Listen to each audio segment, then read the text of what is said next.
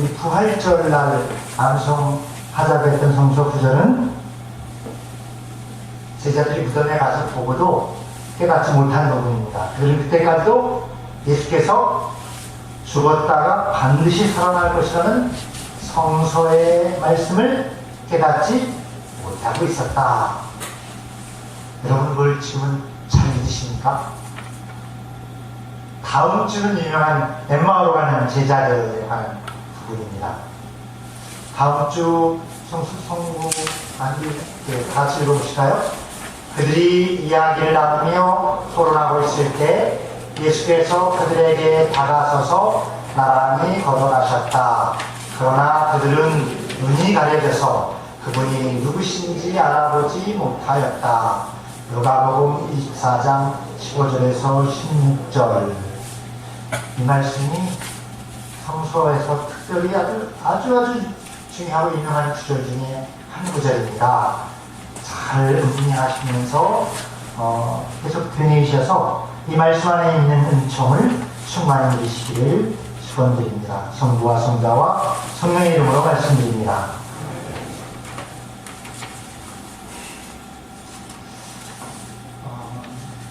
한 청년이 요새 이 진도 현장에 사고 현장에 사람들이 많이 봉사자하고 여러 일로 다녀오고 있는데 한 청년을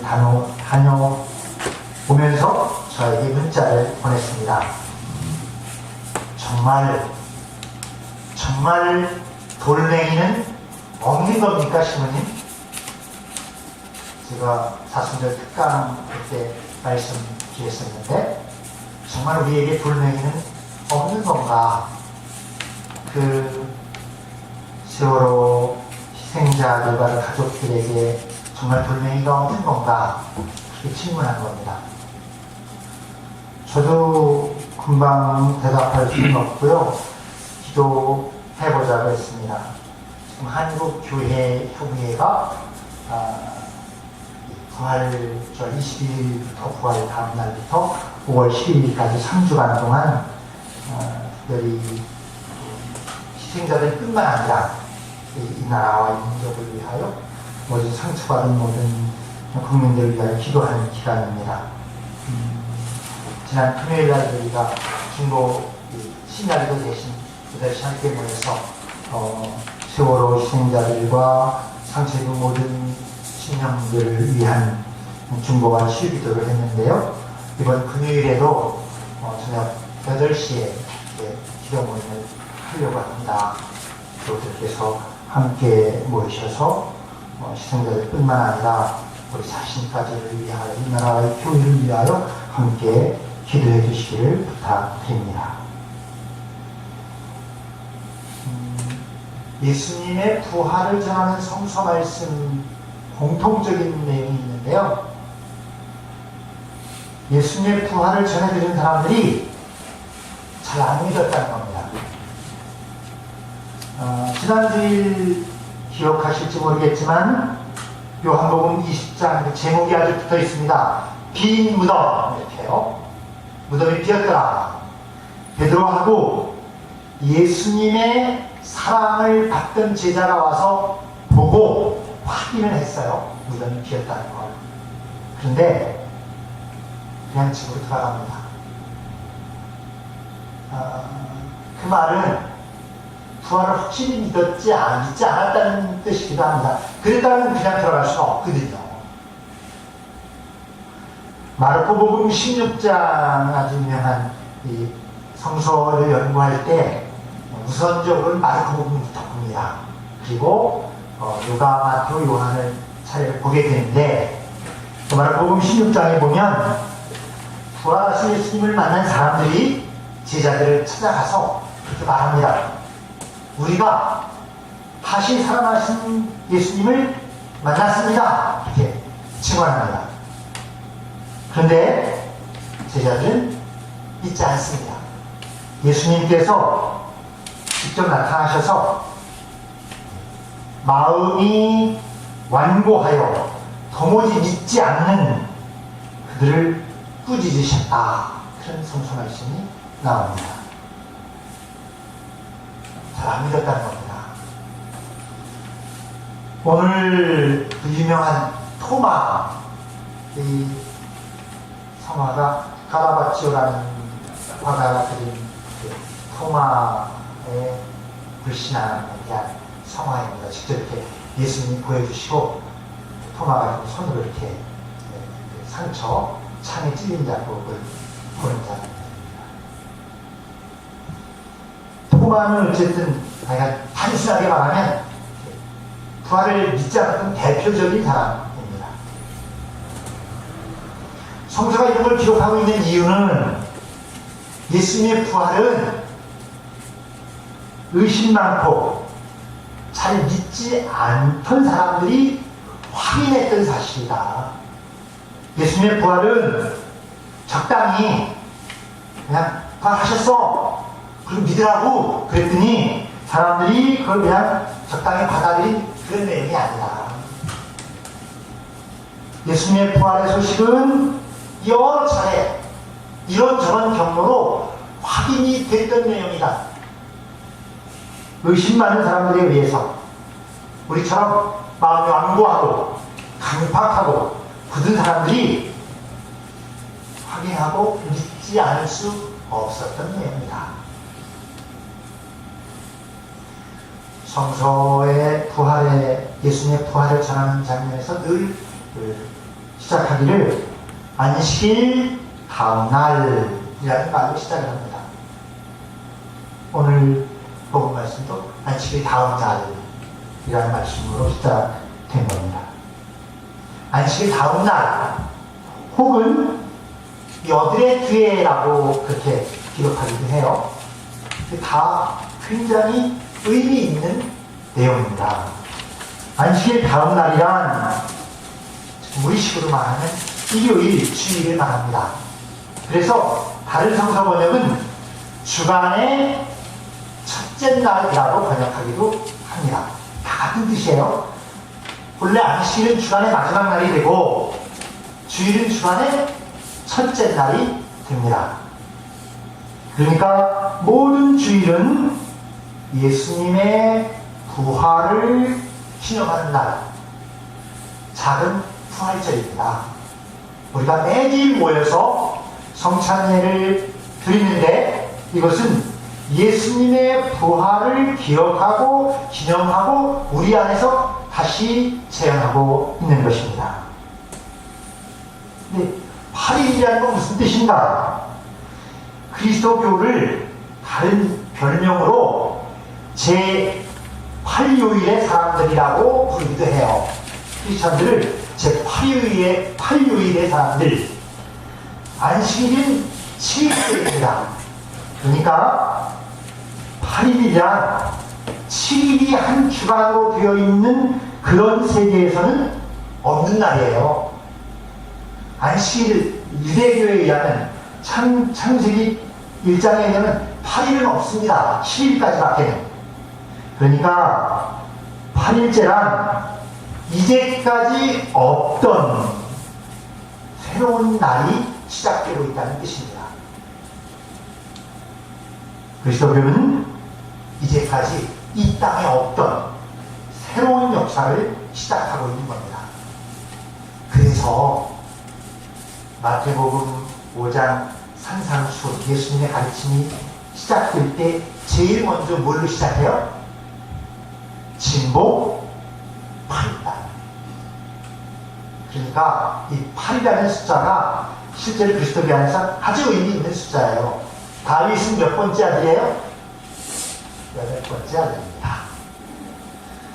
예, 그렇게 새로운 시작이 되고 있다. 그것의 중심은 부활입니다. 부활. 이제까지 역사 안에서 전후무한 새로운 생명으로 살아나신 예수님. 그 예수님께서 부활하셔서 제자들을 처음으로 만날 때 하셨던 말씀은 너희에게 평화가 있기를 이라는 평화의 인사입니다. 오늘도 예수님께서 제자들을 만나시자마자 너희에게 평화가 있기를 하고 인사하십니다.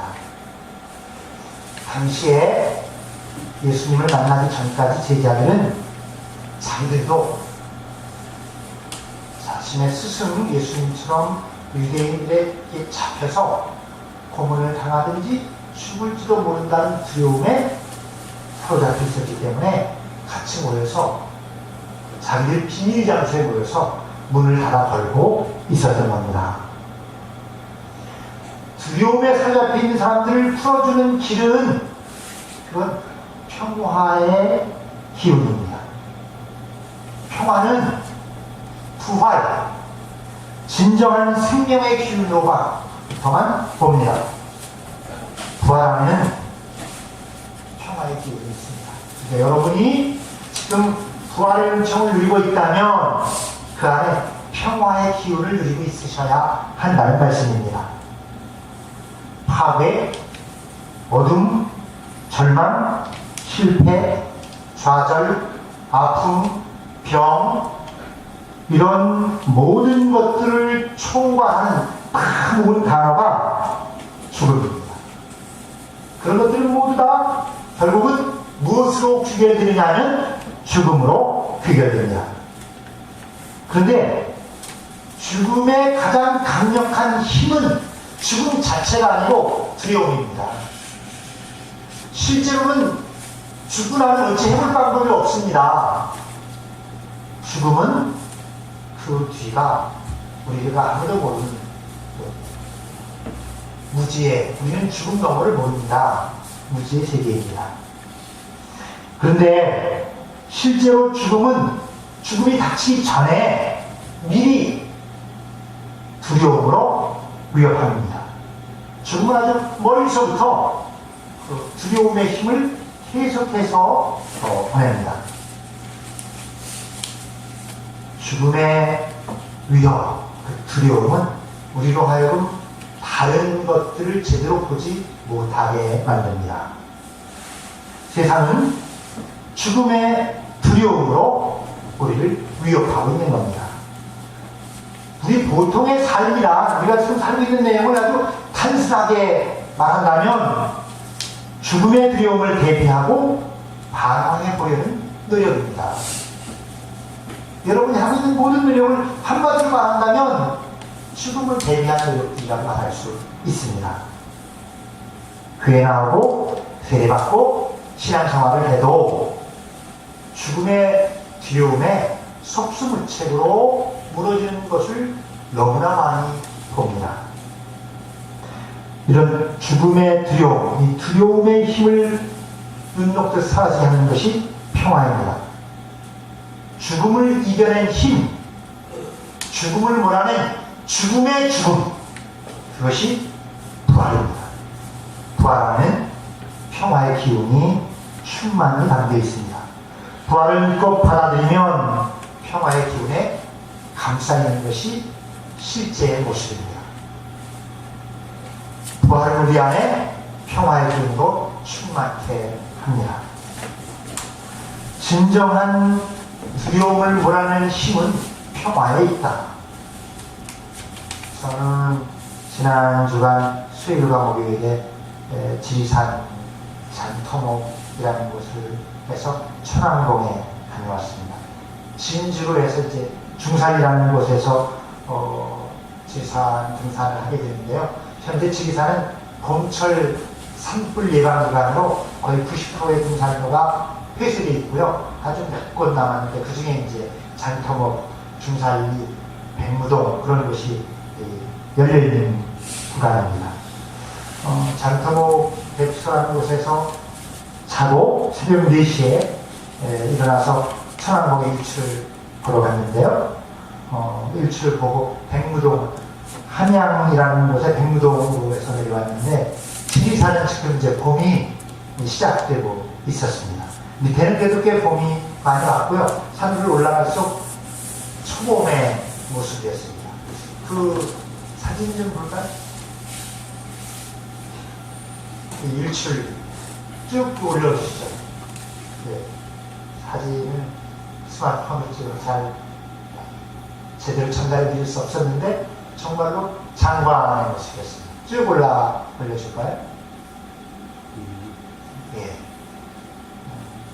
그 다음 걸 올려보시는 겁니다. 예. 그것도 계속 올려주실까요? 왜 연두빛 나무잎들 있지 않습니까? 잎들, 수풀이 녹색으로 살아나는 걸 봤는데요. 그리스도교에서 녹색을 생명이라고 말합니다. 실제로 우리가 제일 많은 기간 동안, 연중주일 동안에 녹색을 써요. 이 제2와 교회 모든 색깔들을요. 그것은 생명이 충만한 것을 상징하는 겁니다. 그런데 또 다른 면으로는 부활절의 실제 색은 녹색. 실제로는 부활절 우리가 백색을 써요. 그런데 그 안에 담긴 실제 내용은 생명이라는 말씀입니다. 부활절은 생명의 절기입니다. 그러니까 부활절 안에 담겨있는 실제 내용은 이런 녹색의 생명의 기운입니다. 그런데 또 녹색은 평화를 의미한답니다. 그러니까 이 안에 부활, 평화, 생명 이것들이 충만한 것들을 느꼈었습니다. 새싹과 새잎으로 연두빛 초록으로 생명과 평화의 기운이 정말 이 땅의 모든 상처 입은 이들, 애통해하는 이들, 그들 위해 꽃잎처럼 부드럽게 하나님께서 위로해 주시고 충만하게 채워주시기를 예수님의 이름으로 축원드립니다. 오늘 제자들은 문을 닫고 자기들끼리 방에 모여 있었습니다. 예수님께서 닫힌 방에 문을 열지 않고 들어가십니다. 예수님께서 우리의 닫힌 가슴 안으로 들어오신다는 말씀입니다. 주님께서 굳게 닫힌 여러분의 내면으로, 여러분의 삶 속으로 뚫고 들어오십니다. 들어오셔서 한가운데 서십니다. 여러분이 나중에 성서를 읽으실 때요, 예수님이 나타나시는 장면에서 자세히 한번 읽어보십시오. 예수님은 한가운데로 오십니다. 여러분의 삶의 한가운데, 여러분의 내면의 한가운데로. 신앙은 한가운데, 한복판, 중심, 심장의 사건입니다. 하나님께서 여러분의 삶의 주변에서 기웃거리지 않습니다. 여러분의 인생의 언저리에서 쭈삣대면서 머뭇거리시지 않습니다. 부활은 왜 텔레비전에 개그 코너 중에 언저리 리스라고 한 본 적이 있는데 아세요? 네, 그런 언저리 리스 같은 것이 아닙니다. 아무리 여러분이 가슴을 닫고 계셔도 하나님께서 여러분의 내면 한가운데로 들어오십니다. 삶의 한복판으로 들어오셔서 말씀하십니다. 나다. 내가 여기 있다. 너는 내 마음을 들어라. 죽음은 사라졌다. 너를 위협하는 모든 죽음의 세력은 이제 끝났다. 죽음은 끝난 것이다. 내가 죽음을 무너뜨리고 다시 살아났다. 너도 다시 일어나라.